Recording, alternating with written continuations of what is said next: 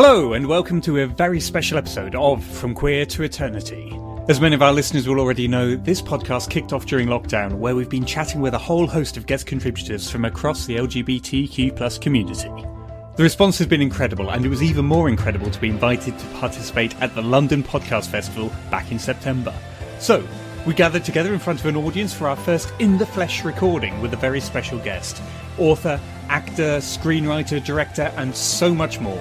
This episode features the one and only Mark Gatiss.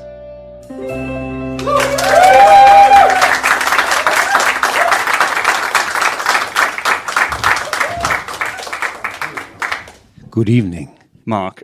I think I've been trying to get you on this podcast since the start of the year when I You've just been trying to get me. Just been trying to get you with a rifle. I'm very pleased we've finally been able to get you. And this is our first From Queer to Eternity in the flesh. Everything else has been remote, and it's our first live one from the London Podcast Festival, which is very exciting. Well, no one's been out for 2 years. I'm very honoured. It's very strange seeing this many faces. Yes. But yes, what have you been working on at the moment? Because you seem to be the busiest man alive. Well, I've had quiet time like everyone else for a bit, but then it's perked up a lot recently. So I've made a new ghost story for Christmas, which I shot in February.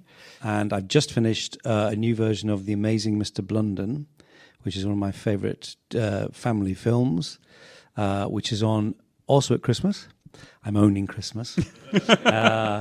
And I'm about to start rehearsals for A Christmas Carol. Also very Christmassy. Yeah, so that's it. That's the end of Christmas for me. Yes. They weren't all supposed to be in the same year, but now they are. Yes. So it's going to be a very busy Christmas for me. Oh, when and where is A Christmas Carol? Christmas Carol is my adaptation. I'm finally playing Jacob Marley, my dream part. It's at Nottingham Playhouse and then Ali Pali. In the amazing theatre at Ali Pali, which was it's like a fairy tale. It was built in the 1860s, I think, and there was a fire. They kind of just closed it, and then someone sort of pulled some paneling back and went, "Oh my God!" And there's this. It's just fantastic. It's semi-ruined, and they've restored it into a semi-ruined state. So it's essentially doing Christmas Carol in a ruined Victorian theatre. It's basically all my boxes ticked. The lovely thing about Christmas Carol, not just Christmassy, a bit spooky, so good for the entire autumn season. Oh, yes. Halloween, really. No, yes. We start in Nottingham and Halloween, weirdly, because the panto can't be moved. So it's an early Christmas treat, but it is. I'm emphasising the ghost story elements more than usual. So it sort of starts in Halloween, but Christmas lasts all year round anyway, so it doesn't matter. I also have another question I always begin the podcast with. What does the word queer mean to you?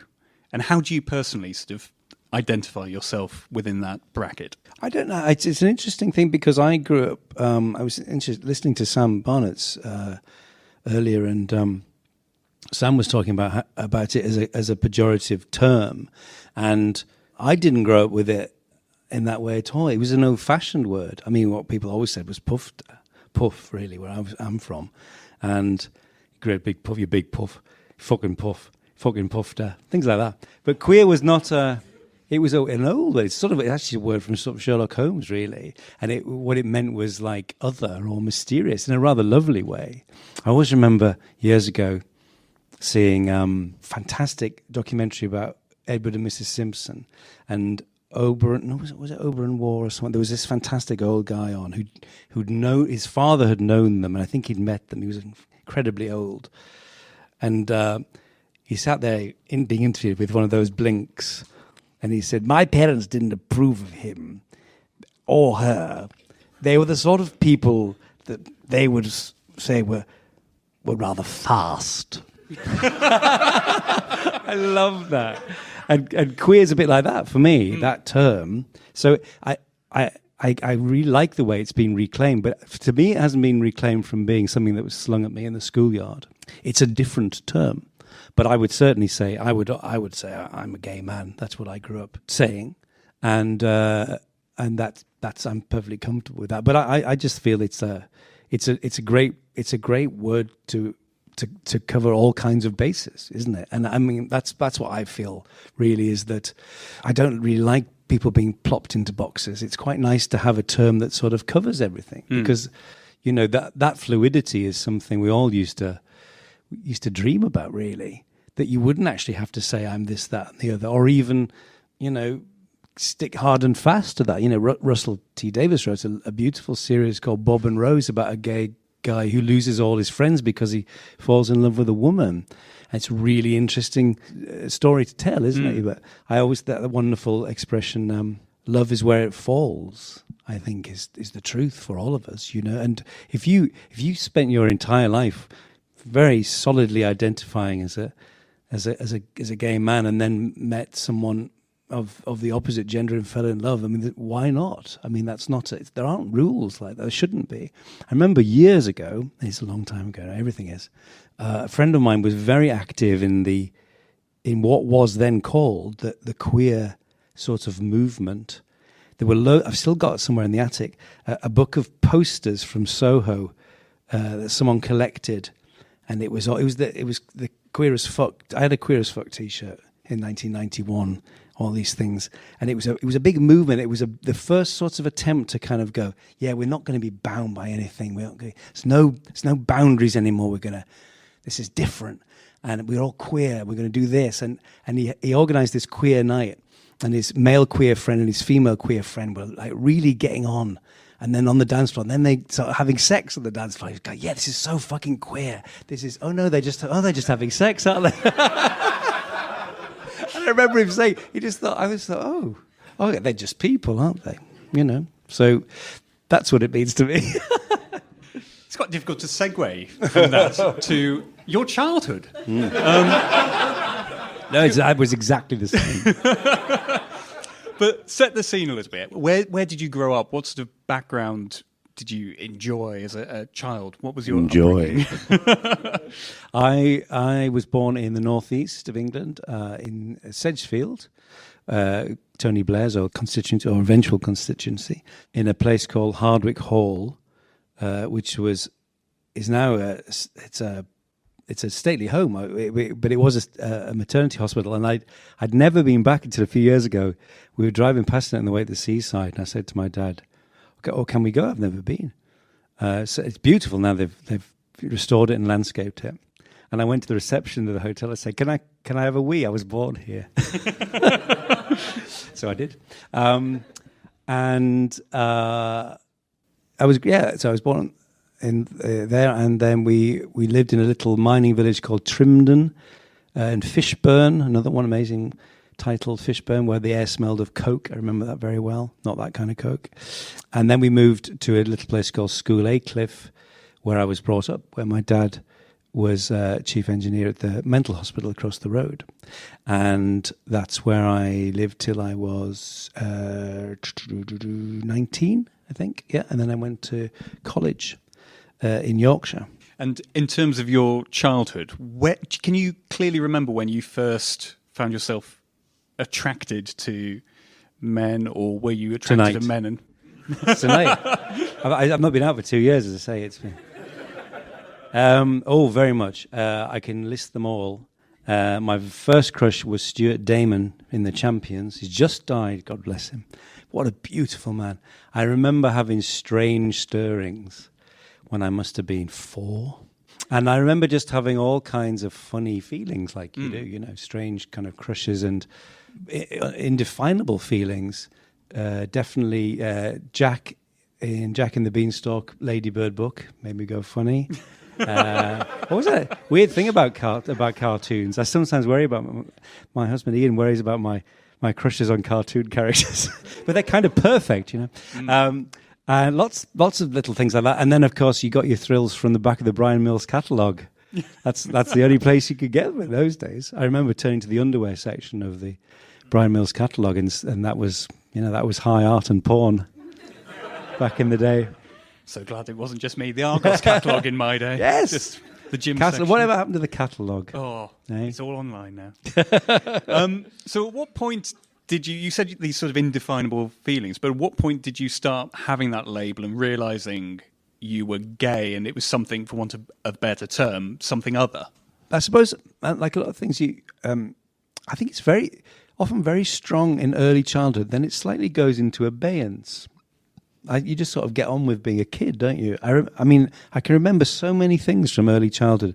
Those like very strong crushes on men, and sort of curious, conflicting feelings. And then there's a sort of gap in my memory when I think I was just, going to school. I mean, I definitely had crushes on boys at school and stuff like that, but it wasn't a thing. And then it comes into focus really with adolescence, doesn't it? I think, or I was probably about 10 or 11, and then I was aware that it was something you could be. Mm. But obviously, as many people have said, there weren't many positive role models. In fact, no role models. And it's an interesting thing. I was talking to a friend of mine a few years ago about. I'd just seen this documentary about Larry Grayson, and for those of us who grew up, he's a very funny man. Former drag queen, then became big on New Faces, then presented the Generation Game. He's a really funny comic. And him and John Inman in I Being Served as Mr. Humphreys and stuff like that.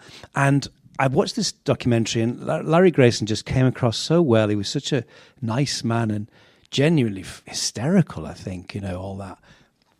Not washed my hair in weeks and all that stuff, and looking the muck in ear. And my friend, who is in his 70s, said, you see, I can only think of him as the enemy. And that's because from his standpoint, working at the forefront of the gay rights movement in the early 70s, Larry Grayson was the enemy. He was that camp stereotype on the telly, which we all grew up with, we all knew.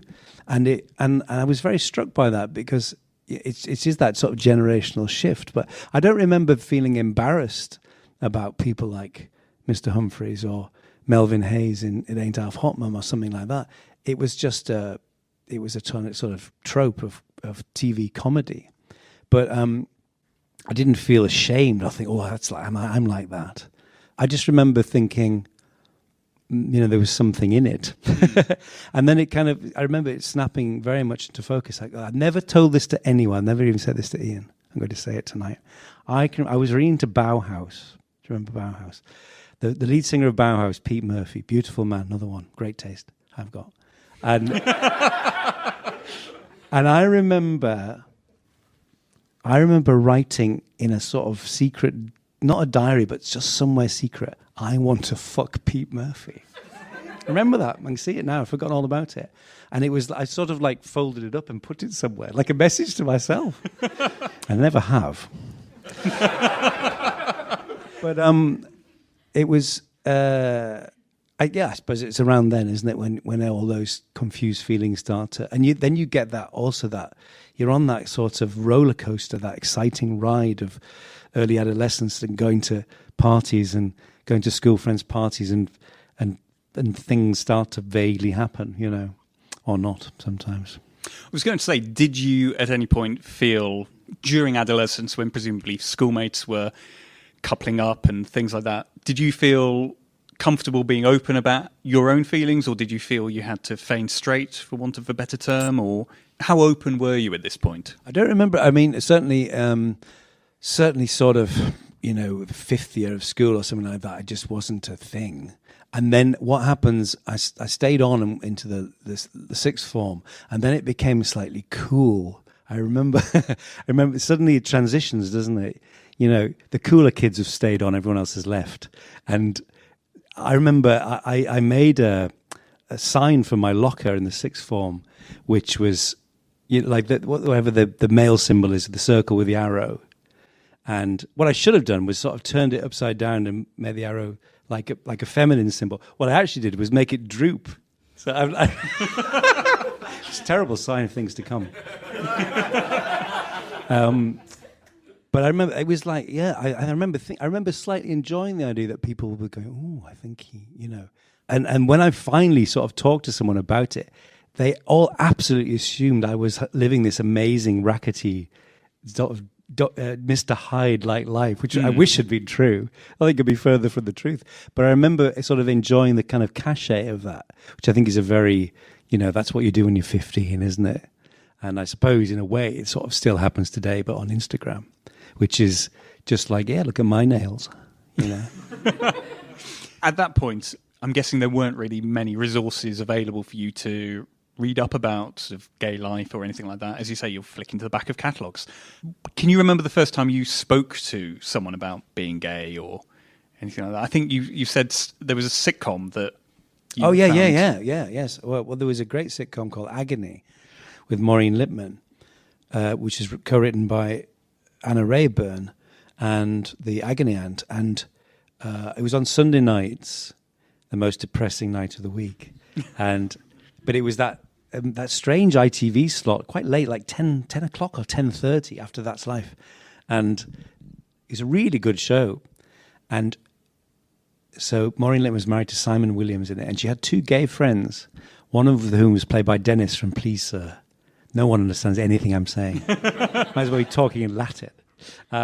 And amazingly, and at Anna Rayburn's insistence, in their flat, there was a poster for Gay Switchboard, because she thought some people might be watching this who want to ring that. And I rang it, aged about 11 or 12, something like that. And I think I let it ring and then hung up. I can't remember.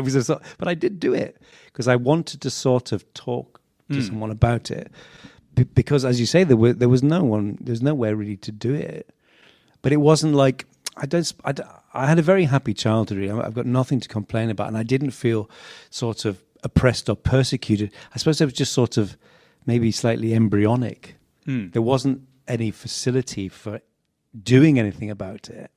So, what I really wanted to do was escape, and that's the truth. And I think that's what most people do. You don't actually have to dislike your upbringing or your home to want to do something different, and that was always true of me.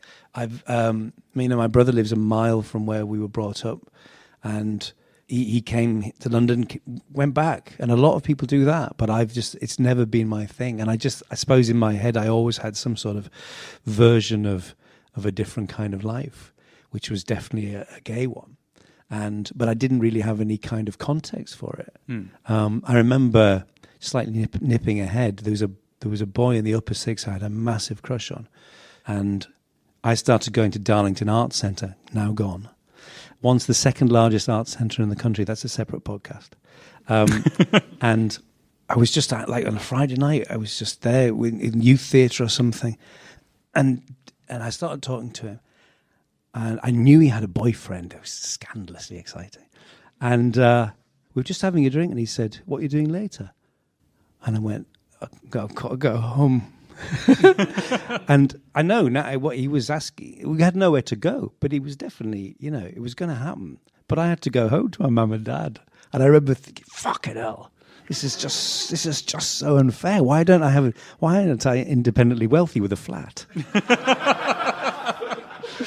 But it was, I often think when you hear people who've had these amazing stories. I had a friend years ago who was in the Sea Scouts, and I think he had more sex than anyone who's ever lived. From the way he described it, it was just, some people seem to have those amazingly easy rites of passage. It's like, "Oh yeah, my best friend took me into a bush and said, what's yours like?" And then we sort of went out with each other for 3 years. And I just go, "What? That's just so unfair." Nothing like that happened to me. No, and going back a little bit from that, phoning the sort of switchboard at that point, and actually talking to someone and saying the words "I'm gay," did that, being able to say that, actually, vocalize that, change how you saw yourself? Did it give you a sort of freedom in a sense? Or? I don't know. It sounds weird, but you do. I sort of forget an awful lot of those the links in a way. All I would say is I never really struggled with it. I think I struggled for an afternoon, and I can vividly remember being on holiday and sitting in the sea when I was about 13. In fact, I was 13. First time we went abroad to Salou in Spain, and I remember sitting in the shallows. And there was a German boy I saw every day. It was like Death in Venice, except that we were both Tadzio.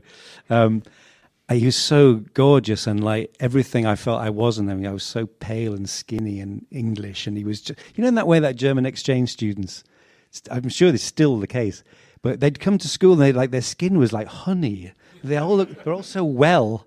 We were all so unwell and painfully ill and northeastern. It was like, and I remember sitting in the sea, looking at him playing like volleyball or something on the beach, and thinking, "Oh God, I think I am a gay, aren't I?" But it wasn't really. I just thought, oh well. I didn't really struggle in that way. I remember being sort of dreading having to tell my parents, but not struggling in that way, which I'm very grateful for, because I think a lot of, to this day, obviously, people really become filled with self-loathing and worry themselves to death and have suicidal thoughts about all kinds of not being able to accept it. I never had any trouble with that. I just thought, well, this is me, as Mike Yarwood used to say. No one understands anything. Why is everyone so young? I can't bear it. Yeah, I mean, it sounds like you accepted yourself very early on, didn't have an issue with it, but you were apprehensive perhaps about your parents and telling them. Yes. Did you have a plan for coming out, or how did you actually first sort of engage with people about that? I didn't have a plan, and then it just sort of happened accidentally, which was initially sort of ideal.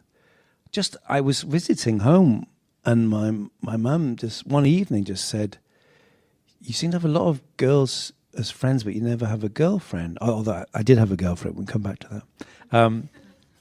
Are you not interested in girls? She just said it, and I went, "No, I'm gay." That was that.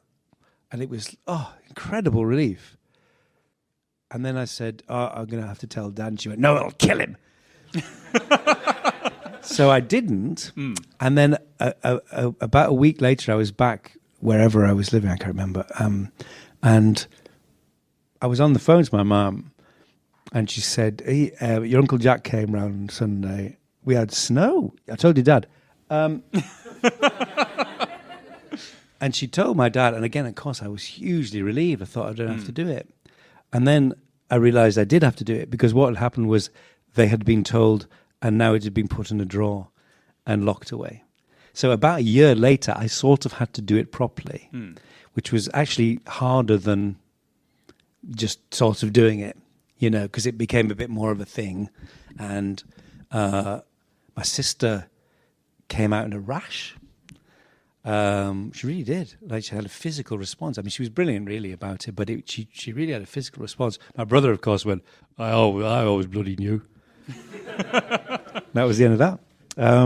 But it was okay, and it's a weird thing, talking about how we progress and how things become like unimaginably different to how they used to be. When my nephew was gay, I always knew he was gay. I'd sort of forgotten he was gay from birth, and I'd sort of forgot. It was so obvious. I just never thought about it. And then about 10 years ago, his dad rang me and said, Andrew's left a note on the stairs saying he's gay. He's worried about I was going to throw him out. And the everyone's response was so completely wonderful and ordinary. We have a joke, Ian, that I almost employed an actress to play a hitherto unknown aunt who could take it badly, just to give him something to kick against, But it was absolutely, it was easy as pie, and I thought, God, that's it's wonderful to think that can just happen like that. And it really is so different. And but yet, of course, you mustn't think that means everything's fine, and it's very easy, I think, to imagine that because of technology and because of changing social attitudes that everything is rosy. But what actually happens is you just swap it for a different set of problems.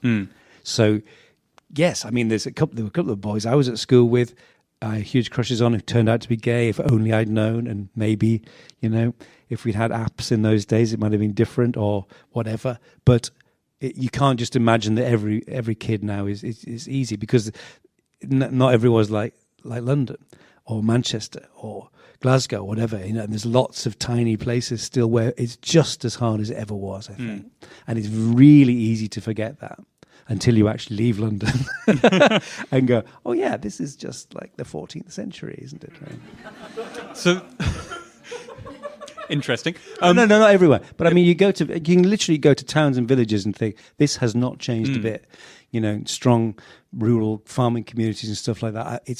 I'm sure it's every bit as hard as it used to be, and there's a massive pressure to be butch and to be masculine. And where I'm from, it's in the northeast is notoriously hard drinking and rough, and a lot of it still is. And I just there's lots of monthly gay nights and things, but I'm sure it's still pretty tough. And when you came out to your family, what sort of age were you then? It's next month. I'm doing it. This is all when this podcast goes fantasy. Out, it's just. I think I was. I'm trying to work this out from where I was living. I think I was 19 or 20. So you'd left home at that point. Yes, and I had a girlfriend for 2 years. Smokescreen, and so yeah, I was about 19 or 20, I think. I'm just curious whether coming out, were you in a relationship with a man at that point, or do you think you delayed telling them because there was just nothing to tell? You had these feelings, but you weren't acting on them, so therefore... No, I wasn't in a relationship. Did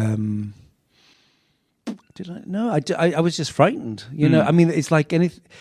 I'm sure these things still hold true for everybody. I remember the terror of the prospect of leaving home. Although I desperately wanted to do it, I couldn't quite visualize doing it. And then it happened really quickly. And it's like pulling off a sticking plaster, It was just, that was that. And I suppose it was a bit like that, with coming out, was you just kind of I just got on with it.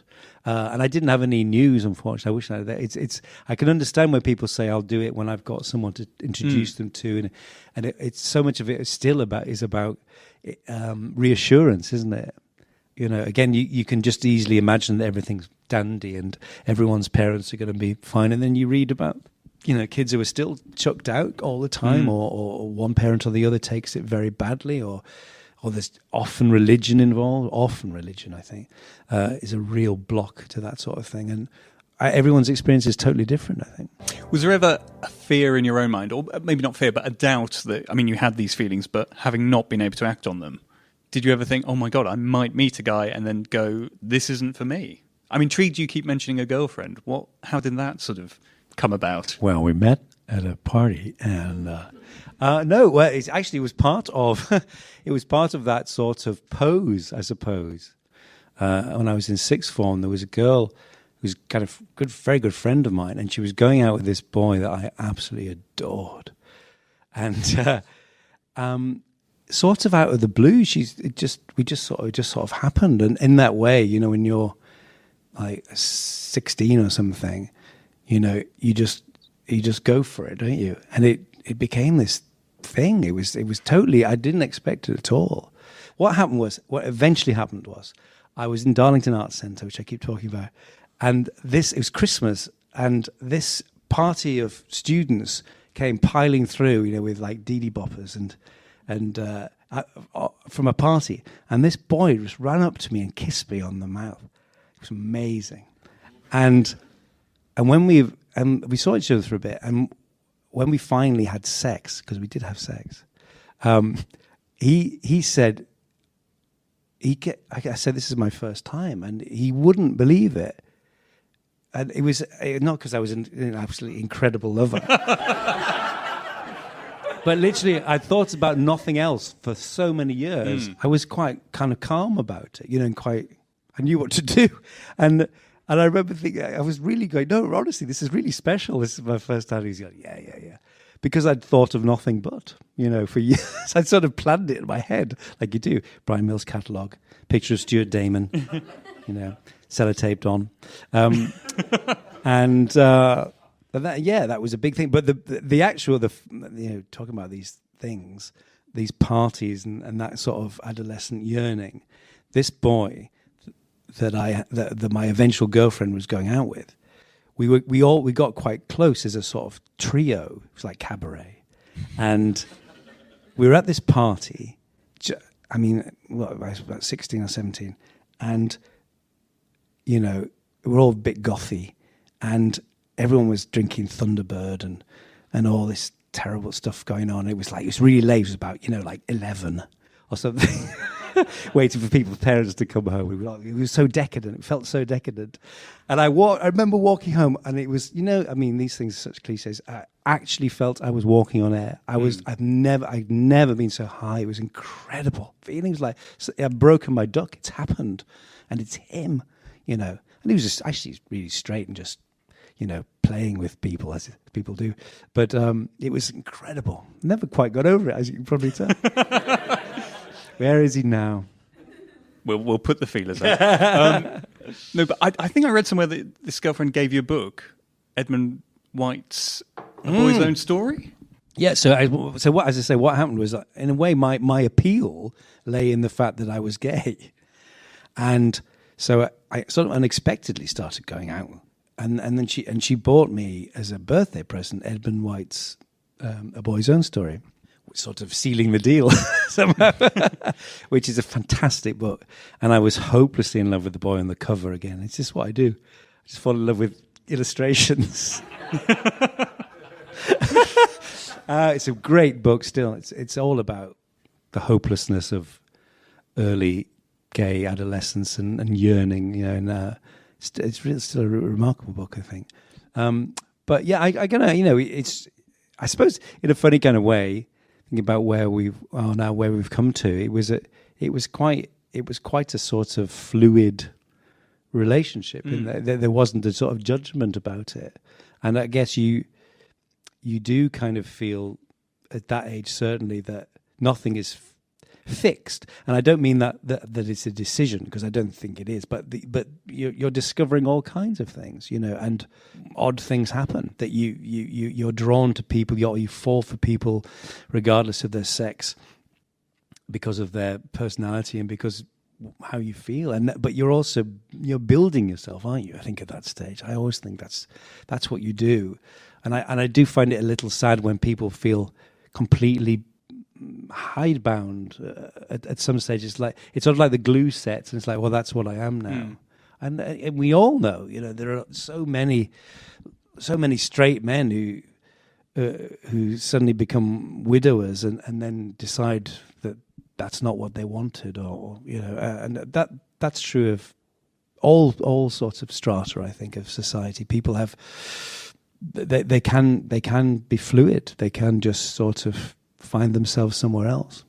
It's like you said at the beginning, Bob and Rose. Why label yourself and discount something that might take you off guard? That happened to me. I've never told anyone this. I'm going to tell everyone tonight. I may be drinking later. I started seeing a woman in my mid-20s, absolutely out of nowhere, and the thing we were worried about was, I was worried about how my friends would take it, because I was gay, and the politics of it were very odd. And I remember one of the reasons I was so struck by Russell's series, I thought, this has kind of happened to me. It just happened, and it was really nice. It was only a few months, but it was fun, and it was very, it was totally unexpected, but also kind of, well, why not, But I was worried about how my gay friends would feel about that, because I definitely had a flag on my hat saying, I am a puff. So the apprehension of I coming actually did out have straight. One. It's very embarrassing. yes, coming out, but no, not straight. No, as just not being absolutely 100%. And I was a trailblazer. But honestly, that's I suppose that's what people really are fighting for now, is to say, well, I don't know, and maybe tomorrow I'll feel differently, or if this person walks into the room, why not? I mean, just live and let live. I do worry there's an awful lot of policing of people's lives going on still, and it's really just another version of telling people what to do and think, which it cuts to the heart of everything we try and champion, which is freedom and individuality. Is like, it's none of your fucking business. That's what I'm calling my podcast. You'll be here next year doing it. So you escaped the Northeast and made it down to London. Did you embrace the gay scene? Did you go looking for it? How did you embark on dating and meeting people? Oh, well, this was the late 30s. So I was drafted, and then so it's early 90s. Well, very much. Oh my God, yes. I mean, I was what they would probably now call a young fogey. I spent far too much of my early 20s wearing three-piece suits like Jacob Rees-Mogg and wondering why nobody wanted to sleep with me. And then I just gave in. I thought, no, this is ridiculous. I'm young. I should be doing something about it, which is the only advice I ever give to anyone. Get it while you can. And I really embraced that sort of old Compton Street lifestyle and all that. It was great fun, and it was a thing. There was something in the air. Old Compton Street and Soho had suddenly become very, very gay, even gayer. And I remember I was living in Bristol in 1991 before I moved to London, and my friend's sister was going out with his cycle courier, and he had a flat on Old Compton Street directly opposite Compton's. And I remember coming to stay for the weekend in London, and it was a hot summer evening, and throwing open the window and just looking out onto Old Compton Street and just going, It was sort of throbbing with possibility. Wondered where that sentence was going. And that, and yeah, it was great. It was fun, and I went out a lot. I've never really been much into clubbing and stuff like that, although I did go a bit, but it was that sort of nighttime life and the sort of living for that, I suppose, really. I was a lot more excited than it was. And in terms of the 90s, there was still presumably the shadow of the AIDS crisis and all of that. How did that affect you as a gay man living during that period? Didn't have any sex. No. I was very careful, actually. I mean, I grew up absolutely in the shadow of it, of Section 28 and AIDS, and I remember being very careful and being very aware of it. And it's funny now. I was texting Russell about this when It's a Sin was on, and I remember now. It's funny. I sort of just didn't quite click. A couple of times, a couple of guys didn't want to go all the way. And I know now it was because they had HIV, and I didn't really crack it at the time. I didn't know why they were so. There was a sort of slightly angry resistance to things, and that's what it was. But I mean, I was lucky enough. I didn't know anyone who had it, who died of it. I knew several people who had HIV, but it was very much the spectre then, and I absolutely grew up in a safe sex environment, which is now, I think it's absolutely incredible that a whole generation can grow up without that fear and having PrEP just available to them. But it's just, I find I can't get past that for myself. I'm just too old. And it's like, that's absolutely ingrained. It was the way of not dying. And it's an amazing thing to think that we've got through that, and people are living full and long lives when it was a total death sentence. I mean, it was terrible. It was like a plague. It was like the worst thing you can imagine. The thing that was the most fun was wasn't just about being frowned on. It was deadly. That cools your ardor somewhat. I suppose as well, with limited resources, when you've got government campaigns telling you that it will kill, and things are drummed into you, it's very different from being able to discover for yourself. Yeah, that's your own sort of exposure to it. It sort of leads me on to other things as well. I suppose gay marriage obviously came later, and the ability to adopt. But when you were growing up, I suppose, knowing you're a gay man, you wouldn't have had the option to get married or have children. Was that something, looking back, you would have wanted or imagined yourself with? Or? No, I was really very keen to have a proper boyfriend, but I never had any anticipation of marriage, or certainly not children. Don't like children. No, I do. I love children. Not as much as dogs, though. I never wanted children, and it wasn't. I didn't have that sort of feeling or anticipation of it, you know. But also, I guess I have a lot of theories or a lot of thoughts about, which I find very interesting, about what qualifies as otherness, and that there's a loss for a gain, in the sense of when I was growing up, there was a particular feeling about what it meant to be gay was not about being what you would probably now call heteronormative, that it was because we were not like that and we didn't want 2.4 children and a mortgage, that there was something exciting about that. And I think that still holds true, you know, for all amazing and obviously wonderful gains, there is still a part of the psyche which is drawn to a slightly darker place. That's my personal feeling. I think it accounts for a lot of the hedonism of the gay scene, is that actually you make incredible gains about equality and marriage and children, but if you remember, I mean, all I can say is really very basically, when I first moved here, I went to this incredible party. It was incredible as far as I was concerned. It was exactly what I wanted it to be. It was like the black and white ball, you know, Truman Capote in my head, and there was all these amazing gay people there. It was everything I'd wanted, and I fell into conversation with this very elderly old queen, who, you know, in that way, it was like the Duchess. He was installed at the back, and he had a chiffon scarf. He was really skinny and like an eagle. And he was everyone was sort of brought into his presence, and he'd kind of look at them and demolish them, and then we got on very well. And he started talking about 1967 and decriminalisation, and I think I was in the middle of saying, you know, obviously it's incredible how far we've come, and he just cut me off. He said, "It was never the same, dear. It's never the same," and I've never forgotten that, because for him, an incredible part of it was that it was illegal.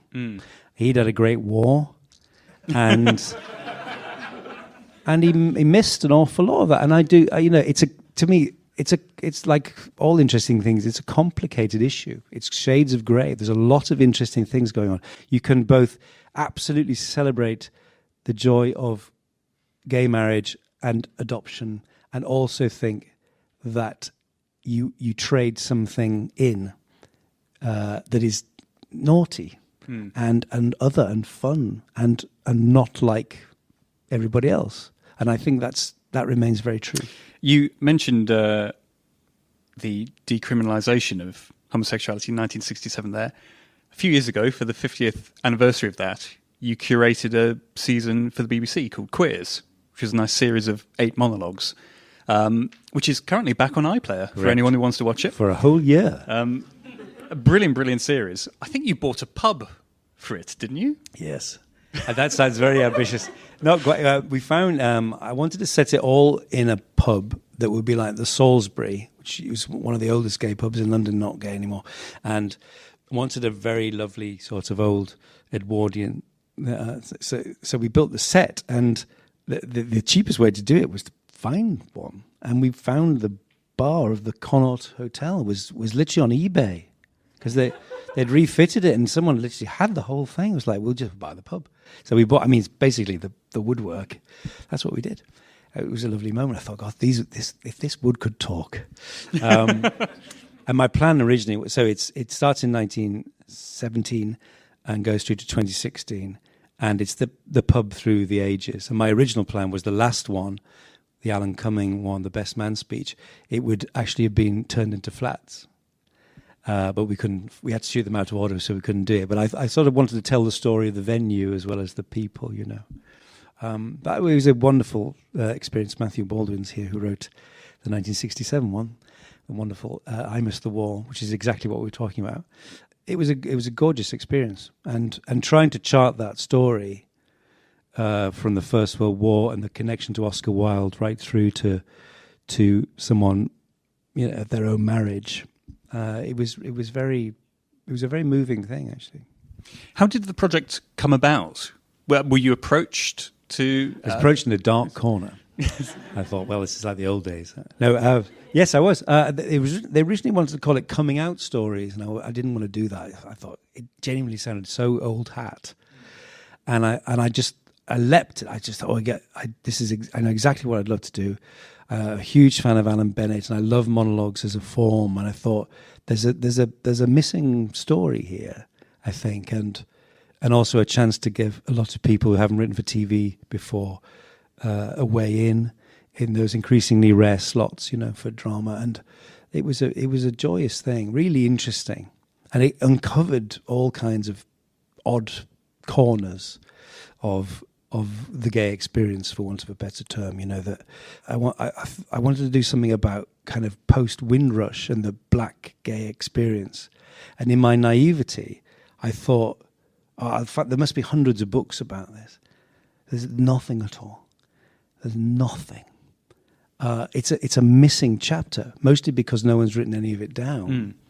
And eventually, I found a poet called Keith Jarrett, the story was inspired by the sort of fringes of the Bloomsbury Group, and they often had black models, and there's something going on there. There's a sort of queer demi-monde, but it's not written down. It's gone, and everyone who knew it is long dead. And there are fascinating gaps. That's just one example.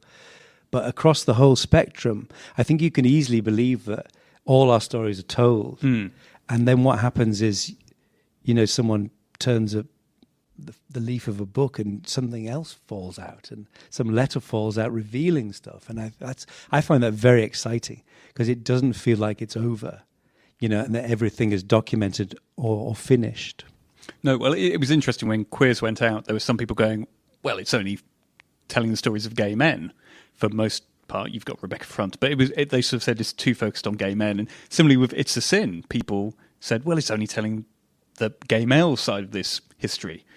And in a way you go, actually, no, it just means we need more dramas. No one drama or series should be expected to... Queers was specifically commissioned for the anniversary, so I had to explain that every time. It was like, this is mostly meant to be about that moment and everything that surrounds it. So, but you're absolutely right, and that's why, it's really exciting to think there can be a multiplicity of slots and form to address those things, because yes, it's absent. I remember talking to a friend of mine who's an artistic director of a big theatre, and I said, there are so few lesbian plays that you revive Sister George, or where are they?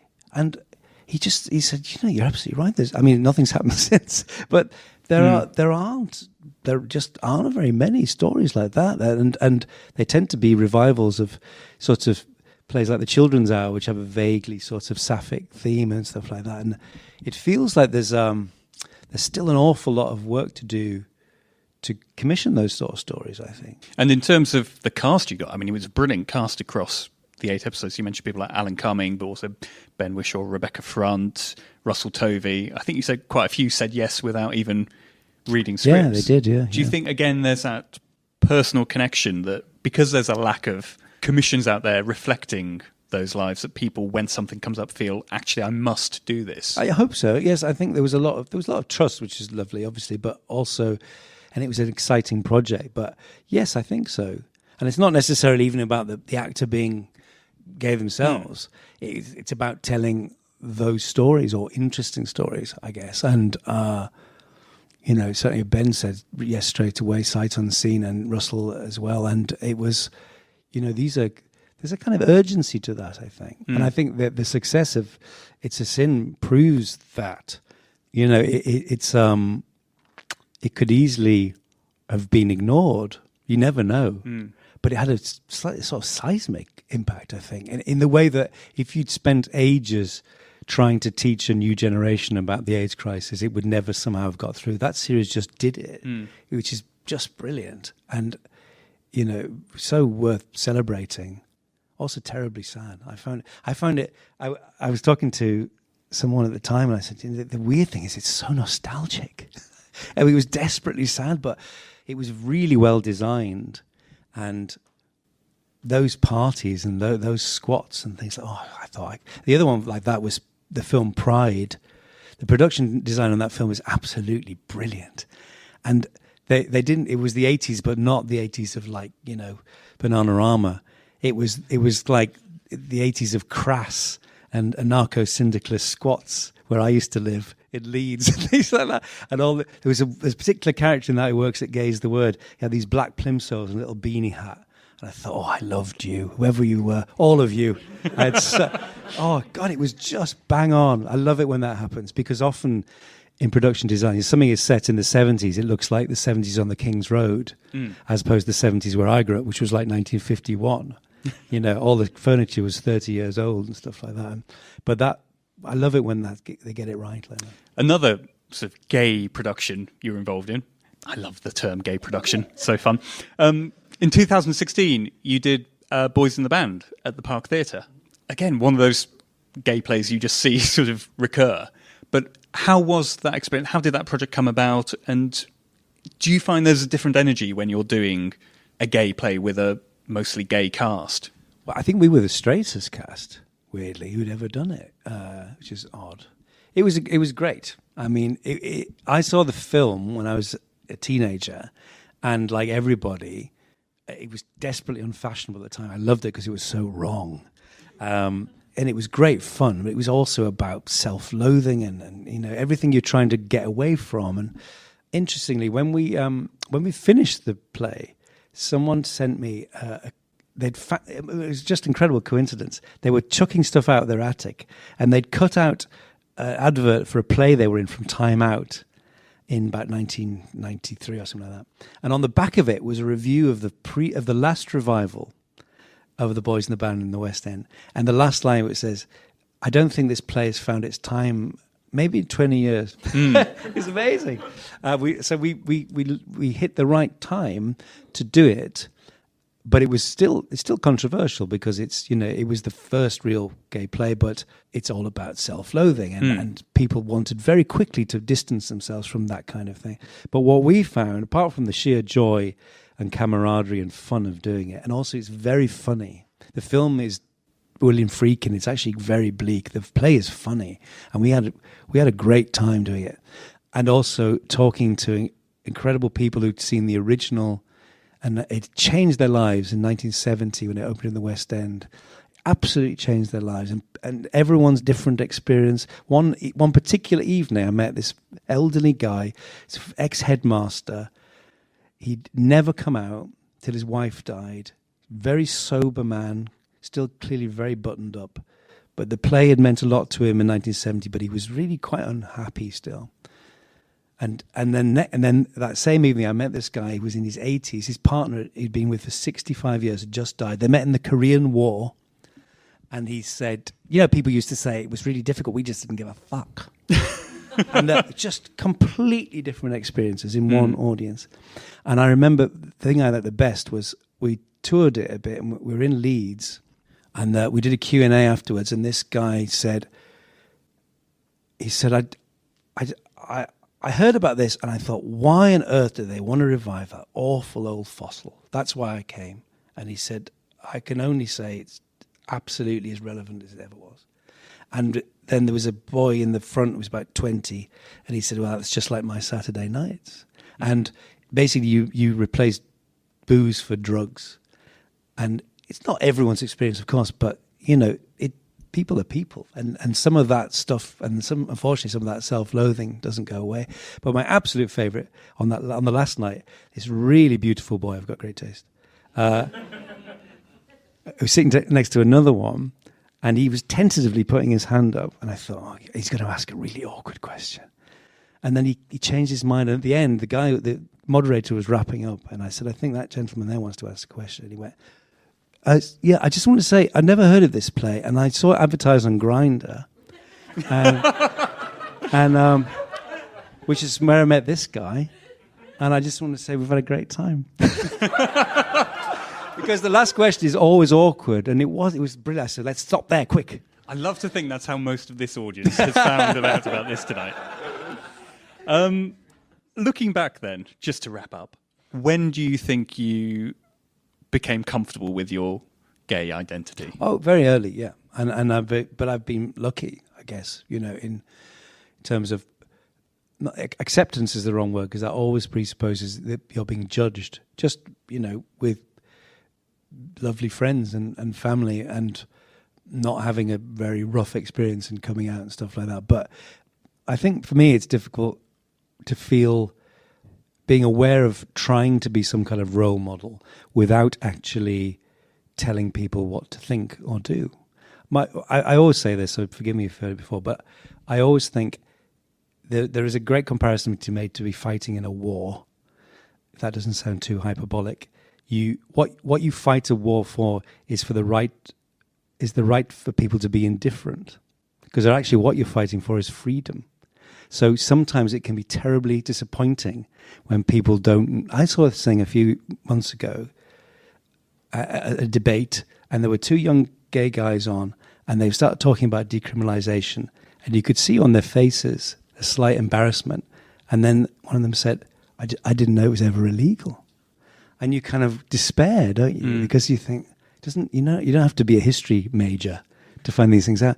But as I say, what you fight for is for freedom. And if people want to not know, it's their right to do it, So all you can really do is try, as something like It's a Sin does, is tell people how it was, hopefully in an entertaining and informative way without lecturing them, and hope that they take some of that with them, because that's the other great thing about being alive is that you realize it's going to happen to everyone, and that one day the Instagram generation will be going, oh, well, they got it so easy. Now it's beamed direct. Now that sex is beamed directly into their eyes,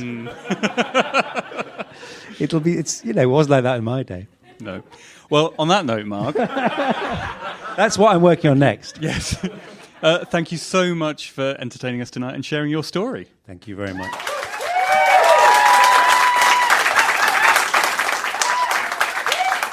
Enormous thanks to Mark for finding the time to come and join me in his incredibly busy schedule, and for everyone in our audience who made their way down to come and listen to us live. Don't forget, The Amazing Mr. Blunden will be on Sky One this Christmas, and if you fancy something a little spookier, Mark will be appearing in his own adaptation of A Christmas Carol at the Nottingham Playhouse between the 29th of October and the 20th of November. Then at the Alexandra Palace Theatre between the 26th of November and the 9th of January. Thanks for listening, and hopefully you'll hear more from us very soon. What are we going to do now? I have no idea what happens now.